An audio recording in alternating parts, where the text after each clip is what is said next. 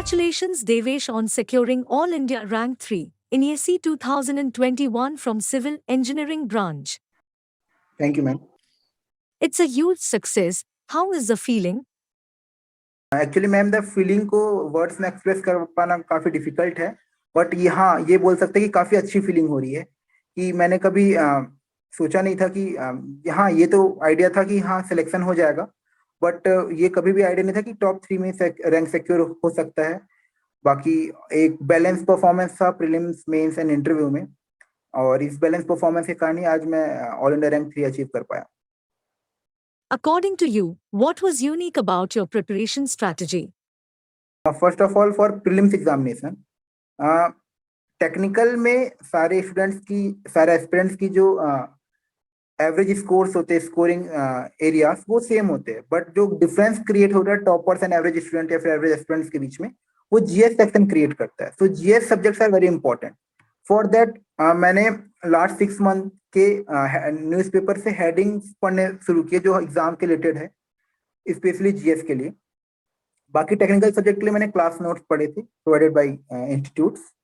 And mains के लिए सबसे इंपॉर्टेंट होता है आपका प्रैक्टिस आप क्या कर सकते हैं, प्रीवियस ईयर के क्वेश्चंस कीजिए, सिविल सर्विसेज के, फॉरेस्ट सर्विसेज के या इंजीनियरिंग सर्विसेज के। एंड उसके बाद फिर आप टेस्ट सीरीज कोई भी कोचिंग की ज्वाइन कर सकते हैं।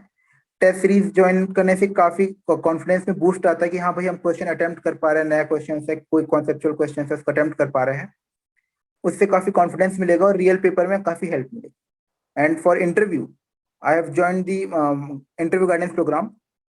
वहां से काफी हेल्प मिली कि अगर आपको क्वेश्चंस नहीं आ रहा है तो आपको कैसे टैकल करना है, नए क्वेश्चन को कैसे टैकल करना है, ओपिनियन बेस्ड क्वेश्चन को कैसे टैकल करना है, ये सब आइडिया मिल जाता है अगर आपने इंटरव्यू गाइडेंस प्रोग्राम लिया हुआ है। How did IAS Master Test Series help you during your engineering services exam preparation?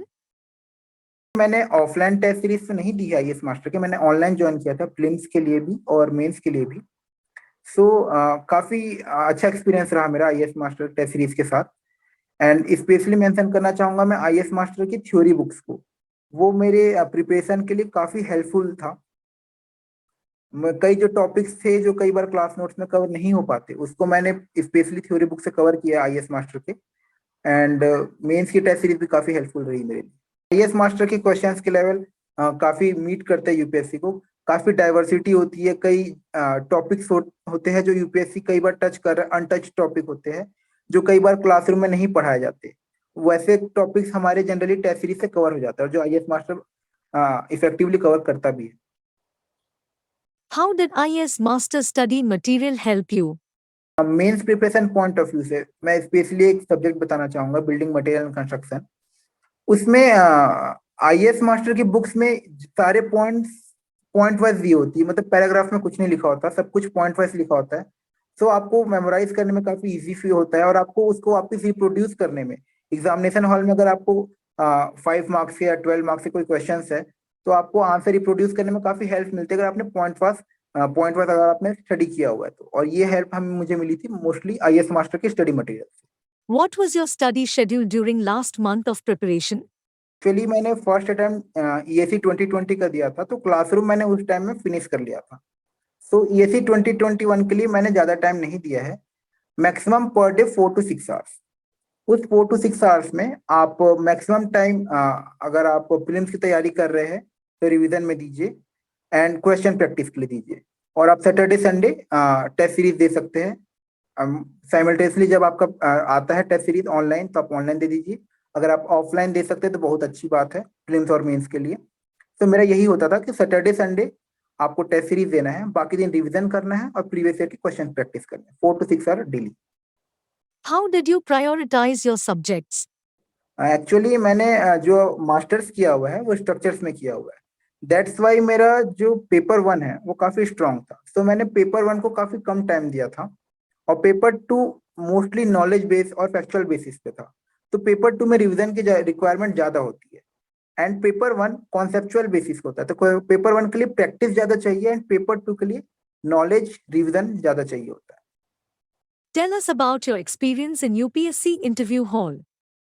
Interview panel था मनोज सर का था। उन्होंने एक्चुअली मेरा जो हॉबीज थी वो थी watching news related to world affairs. So उनका जो पहला क्वेश्चन था कि do you have heard about the 9/11 attacks. So mostly मेरे जो 10-11 क्वेश्चन थे स्टार्टिंग के वो 9/11 अटैक्स पे ही चले कि भाई क्यों अटैक हुआ, why building collapse, and if you were structural engineer assigned there, तो how will you protect that kind of damage. अगर आपको इंडिया में कुछ इस टाइप की बिल्डिंग स्ट्रक्चर्स बनानी, बिल्डिंग बनानी है जिसमें इम्पैक्ट लोडिंग हो और ब्लास्ट हो, तो आप उसको कैसे प्रिवेंट करेंगे और आप कौन सा आईएस कोड यूज करेंगे। ऐसे 9/11 अटैक से रिलेटेड मेरे से 10-11 क्वेश्चन पूछे थे चेयरपर्सन ने। What is the best way to utilize the IAS Master Study material for engineering services exam? मैंने मेंस के लिए सारे सिलेबस को 2 पार्ट में डिवाइड कर दिया। First one theory and second one numerical. Numerical के लिए मोस्टली आप प्रीवियस ईयर की प्रैक्टिस कीजिए, और मैंने थ्योरी के लिए एक स्पेशल कॉपी बनाई थी, उसमें सारे क्वेश्चन के सारे पॉइंट्स, जैसे फॉर एग्जांपल मैंने बीएमसी का कोई सब्जेक्ट है सीमेंट के, what are the functions of cement, what are the ingredients of cement, उसके मैंने पॉइंट्स बना लिए थे शॉर्ट नोट्स में। और हर फुल टेस्ट के पहले एक बार रिवाइज कर लिया कि हाँ कि थ्योरी में ये पॉइंट्स है, और न्यूमेरिकल रिवीजन के लिए जस्ट आप फॉर्मूला रिवाइज कर सकते हैं। प्रैक्टिस आप करते रहिए वीकडेज में, एंड वीकेंड में आप टेस्ट सीरीज दीजिए, तो उससे आपकी सारी प्रैक्टिस हो जाएगी। How it all started and what kept you motivated all through this while? I am very thankful to my parents, जिसने throughout the my preparation journey मुझे मोटिवेट रखने में काफी हेल्प किया है।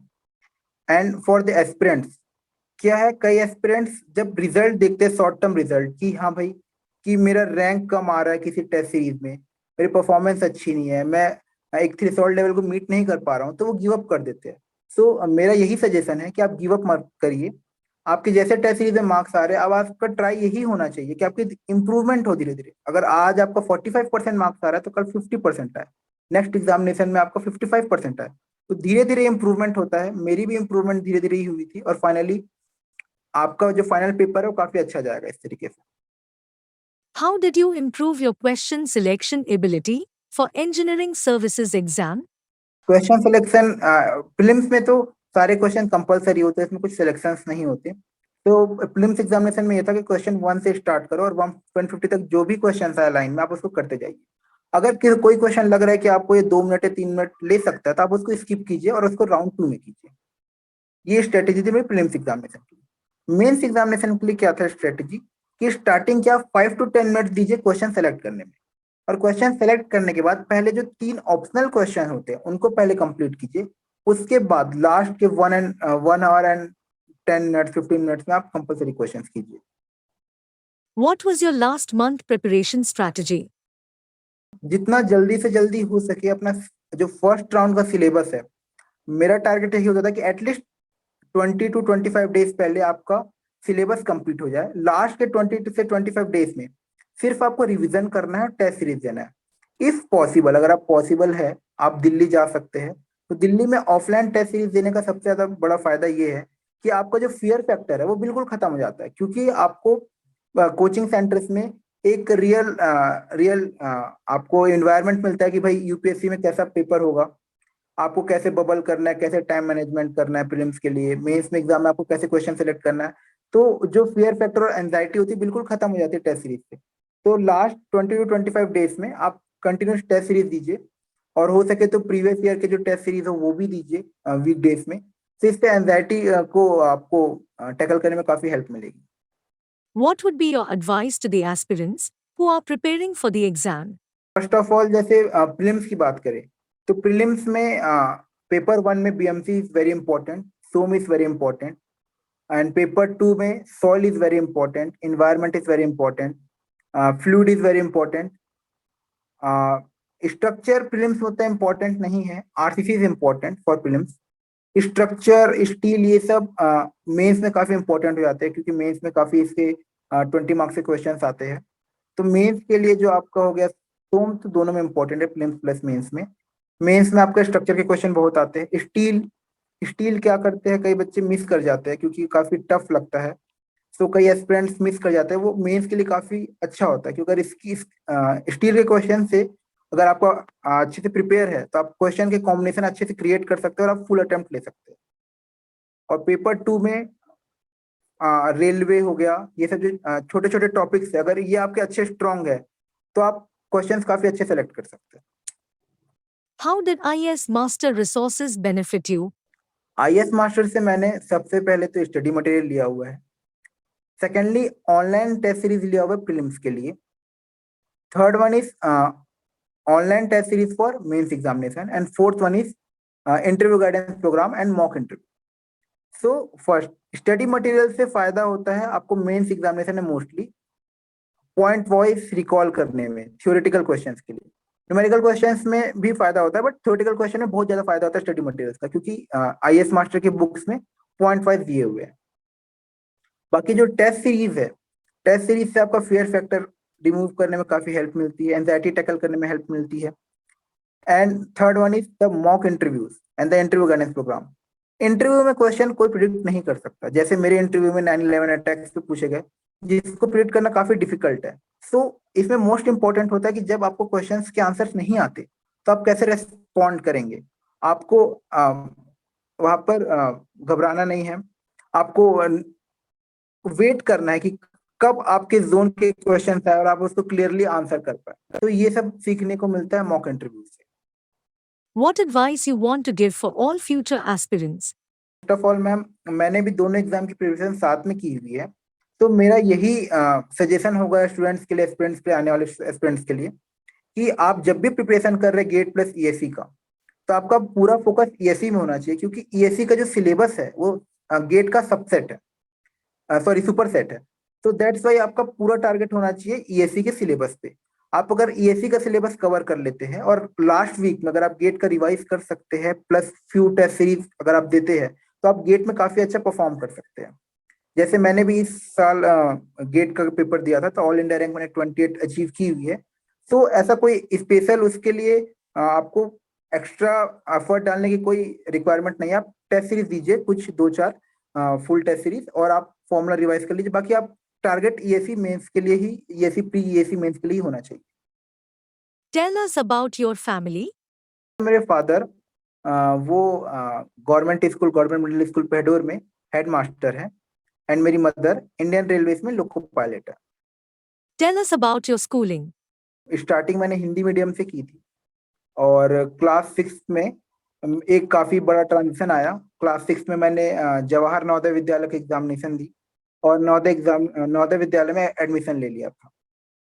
उसके बाद क्लास 6 से 8 में काफी इंप्रूवमेंट हुआ इन द नवोदय विद्यालय, और वो एक ट्रांजिशन फेज था मेरी लाइफ का, जहां मैंने हिंदी मीडियम से इंग्लिश मीडियम में शिफ्ट किया, और वहां पर मुझे काफी अच्छे फैकल्टीज मिले, जिन्होंने मुझे मैथ्स और साइंस में काफी मोटिवेट किया कि हाँ, फ्यूचर के लिए मैथ्स और साइंस काफी अच्छा है। उसके बाद मैंने 9th में Bhilai steel plant BSP senior secondary school join किया। वहाँ पे काफी अच्छा कंपटीशन है, वहाँ पे आईआईटी जेई के बच्चे काफी निकलते हैं, वहाँ से रैंक काफी अच्छी आती है। तो मैंने वहाँ प्रिपरेशन किया, मैंने फिटजी ज्वाइन किया था, उसके थ्रू मैंने आईआईटी जेई का एग्जामिनेशन दिया और finally got selected and join the IIT Delhi for my graduation program. During your college days, what activities you were involved in? मैं हूँ आईआईटी दिल्ली का। आईआईटी दिल्ली में मेरी सिविल इंजीनियरिंग की ब्रांच है। मैं ज्यादा एक्स्ट्रा करिकुलर एक्टिविटीज में इन्वॉल्व नहीं था, बट मोस्टली मैं फुटबॉल खेलना पसंद करता था, प्लस मैं एरो मॉडलिंग क्लब में था, डिजिटल डिजाइन वर्कशॉप किया हुआ है, मैंने एंड्रॉयड ऐप डेवलपमेंट भी किया हुआ है, और मैंने जो बोइंग की नेशनल एरो मॉडलिंग कंपटीशन है उसको मैंने होस्ट भी किया हुआ है, मतलब एक ऑर्गेनाइजिंग टीम का मेंबर था। You have been an excellent student here at IES Master. We thank you so much for giving us time and for sharing your experience. God bless you. Thank you ma'am.